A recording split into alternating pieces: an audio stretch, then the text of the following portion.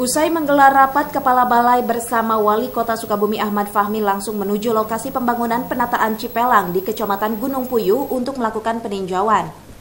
Dengan dibangunnya area Sungai Cipelang ini diharapkan dapat mengatasi kekumuhan dan meningkatkan indeks kebahagiaan masyarakat. Pertambahan penduduk menyebabkan kepadatan di sepanjang daerah aliran Sungai Cipelang.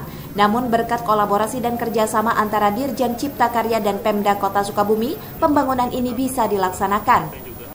Ya, tadi di ruang Balai Kota tadi sudah dijelaskan bahwa memang konsepnya kita adalah penataan kawasan kumuh. Karena ini salah satu wilayah perkotaan yang padat di Kota Sukabumi yang mungkin kita akan coba melakukan penataan agar kemudian kawasan yang tadinya dianggap sebagai pinggir itu bisa menjadi ikon yang baru di Kota Sukabumi. Nah, kita berharap pekerjaan ini bisa kita selesaikan dalam waktu 8 bulan. Paling tidak kita selesaikan di dalam tahun ini sehingga kemudian bisa segera dimanfaatkan oleh masyarakat sekitar. Dari Sukabumi, Muhammad Satiri melaporkan.